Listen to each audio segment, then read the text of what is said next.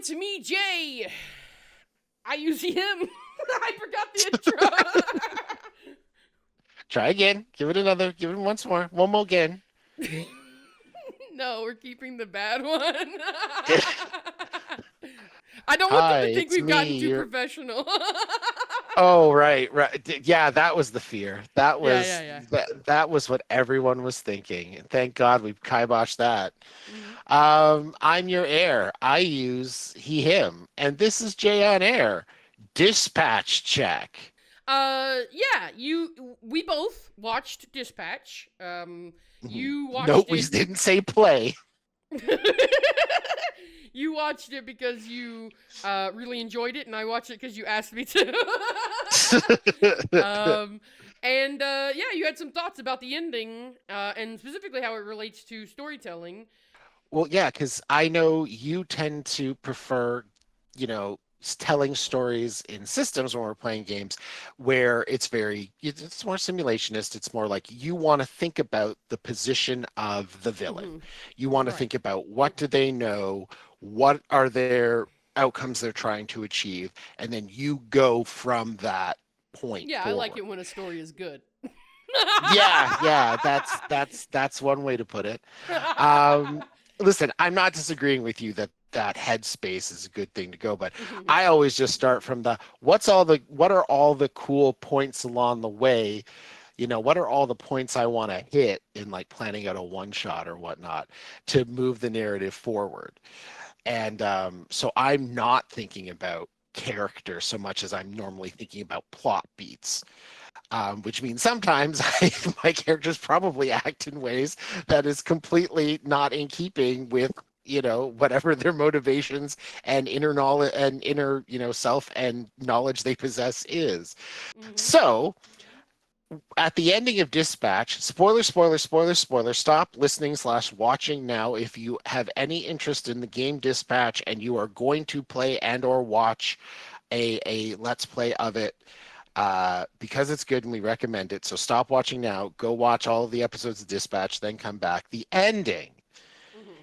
involves you having the MacGuffin that the entire first season revolved around, Right. and an exact duplicate of the MacGuffin Hmm. that the plot revolves around. And the villain has been trying to get this MacGuffin from you for throughout the first season. And so you are given the option to give them the fake, give them the real one, or give them both. And they actually prompt you and say, don't give me the fake. This villain's whole superpower is that they're able to compute odds and kind of predict and model out the future. So they're like, I know you're thinking about giving me the fake. Don't do it. I'll know. And the way the three options play out is if you give them the fake, they call you out on it and say, I told you not to fucking do that to ramp up the tension. Then you are forced to give them the real one. If you give them the real one, they get juiced up and stuff happens. And if you give them both, they say they look exactly the same. I don't know which is which. What am I going to do? And so the giving them the fake and giving them both are contradictory to each other because if they can tell which one the fake is, if you give them Hmm. both, they should know which one the fake is. Right, which And is yeah. extremely weird. Extremely weird. Like, the fact that these two endings are like the same exact scene, the same exact characters, the same exact situation, and yet branch off wildly based on the needs of the narrative. Basically, the thing is, right, at this point in the decision tree, no matter which choice you pick, you have to get a good ending. Like not a good ending, but like a good ending in so much as like the hero has to survive, the good guys have to win, the bad guy has to be defeated. So it's just a matter of like how much is going to be sacrificed along the way, what the cost of that victory is. That branches off from here. And so the thing is that all three of these choices, like because it's a choose your own adventure game where theoretically all your choices are quote unquote valid, all your choices are equally legitimate. Like they don't have the sort of bad ending style of choose your own adventure game where you choose an option and it's like, oh, okay, that choice sucked. You died. Game's over You're now. dead. You Yep. go back to Yeah. your You fall last down a save pit. and Yeah. Yeah. So in this one, there's no choice that can be like wrong, quote unquote, right? So obviously in this scenario though, giving him the real one is like the wrong choice. And I think it goes the most disastrously awry in the story if you give him the real one. And then you can give him the fake or you can give him both. Giving him both is like the clever choice, right? Because then, oh, well, you did what he asked you to, but now he has to figure out which one's real. And oops, he chose wrong. 50-50 chance he chose wrong. And it backfires on him. Whereas giving him the fake, it's kind of like cop out answer to the question where it's like, oh, I want to be a hero, I don't want to give him the real one, so I'll give him the fake.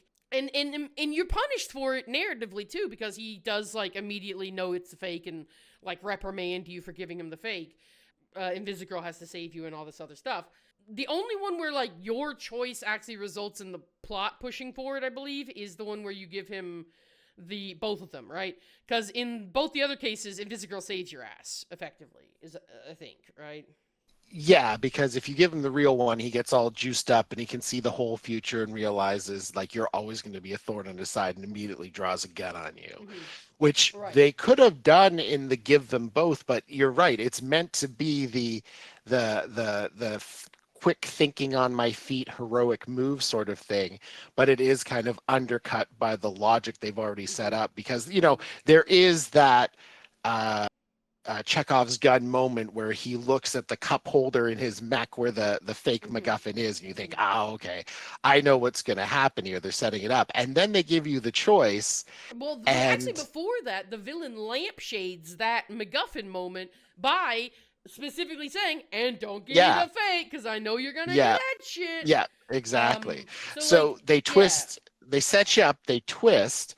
And I will say this, it passed for me the refrigerator test because he doesn't know which one it is and he's too proud to just go back to his lair and test them. He plugs in one of them thinking he's got to know which one is the right one because he's a super genius. It worked on me in the moment. It wasn't until afterwards when I was opening the refrigerator for a midnight snack that I started thinking about, wait a minute, he should have known. When you were watching all three endings and like suddenly you saw well, listen, I'm quoting Hitchcock, but yeah. I think it's one of those things like it's a weird situation because in my opinion, effectively what they're dealing with is that they wrote a correct answer, which is give him both. And that's the one that they clearly narratively believe is the correct answer because that's the one where the ending is like so they clearly wrote what they believe to be a correct answer because it is the one that is like heroic and driven by the main character and by his decisions and his actions, and like all the subsequent events are driven by your choice. Whereas in both the other endings, you kind of submit the control of the narrative to random chance and then get out of it by the skin of your teeth. But the give them both is the only option where you actually like are a main character throughout the ending of the game, which. So to me, the problem is ultimately that the choice itself was bad, because effectively what they needed to do was to give you a meaningful choice that presented you with a conundrum that then created drama, tension, and stakes that could play out in multiple ways, and each of those choices is equally valid. And if they'd done that, then we wouldn't need for him to have different levels of knowledge and different realities to make the ending make sense. He would have the same level of knowledge in all realities, and the choices would be more impactful. Imagine a scenario where you are, you go up to this guy, right? He's about to activate his plan and destroy the world and all this stuff, right? The thing that you need on both sides of the choice are stakes. There needs to be something that you're giving up and something that you're gaining in every decision, right? So, by giving him both, right, what are you giving up and what are you gaining, right? You're not giving up anything. You're doing a clever thing and you're being smart and it's interesting. By giving him the fake or giving him the real one, you are making an interesting choice. By giving him the fake, you are giving him what you know he doesn't want, and you are putting yourself at risk. So, in my opinion, in the give him the fake option, I would have the main character destroy the real one. I would have the main character destroy the real one. Like, have him take agency into his own hands, destroy the real one. And then he only has the fake left. He can use it, and maybe it'll work. Maybe it'll still get through his plot. Maybe it won't. Maybe it'll fail. But you have taken agency, and you have made a choice, and you denied yourself the chance to be a hero. You denied your own heroism to save the world, right? That would be a meaningful choice. Or give him the real one. That actually would have been rad. Right, exactly. Or give him the real one, and now you have also made a choice. You have given him the power to take over the world. You've thrown the whole world at risk in order to appease him, in order to give him this. And that is like a choice as well, right? That is a legitimate choice that you can certainly make in that situation. Because I think I can get that thing back someday. Maybe not right now. Maybe not this instant. But I will find a way to beat him in the future. Get it back. I will be Mecha Man. I will have my father's legacy. I will defeat him. I'm giving up for now, but in the future I'll win. And that be your choice, right? Be the hero who sacrifices their heroic status for the world. Or be the hero who's like, I will fight you to the day I die. You may win today, but I'm going to keep going. That's a choice. Those are two dramatic options, and they don't require the villain to have different levels of knowledge. They don't require some sort of like hacky writing shit, right? They just work. Yeah. I want to say the idea of him destroying the pulse and giving up any chance, because the MacGuffin, the pulse, is the thing that lets him be a superhero. And it has been the driving motivation for him to, get back in his mecha suit and be a superhero again. But the whole, I think, thesis of that first, at least the first season, not the whole game, is to be a hero doesn't require being super, right?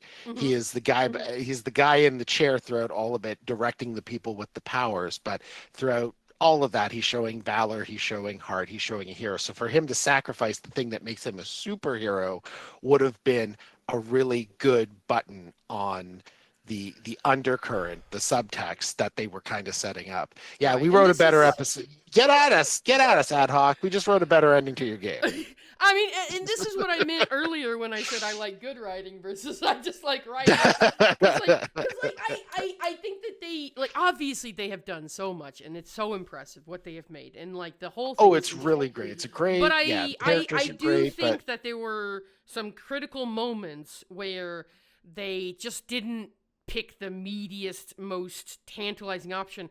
And I think the thing that you can get into with writing is that, if you're making a choose your own adventure game, each individual choice should be a correct choice, just like they are trying to write it. But that doesn't necessarily mean that they need to, their interpretation of each choice being a correct choice is that it has to work out. No matter what you choose, it has to work out. My interpretation of each choice has to be a correct choice is that you live with the consequences of your choices. And that, I think, is what the spirit of a choose your own adventure game really is that, you arrive at completely different places based on your inputs. And obviously for them, they have to also make a season 2 and carry on the story, and they want things to branch out and come back together. And we could do that in all number of ways, and there's all sorts of, let's say he destroys the astral pulse and gives it up, and thus earns his actual status as a hero by giving up his ability to hero.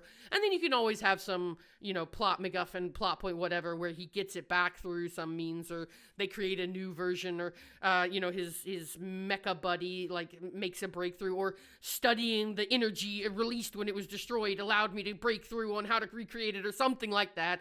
So you can always get him back to the status quo if you need to for season 2. But still, the choice itself needs to be meaningful, it needs to be character-driven, and it needs to be of the moment, instead of just a consequence of, all these choices gotta lead to the same cutscene, because we only have a budget to make one of these.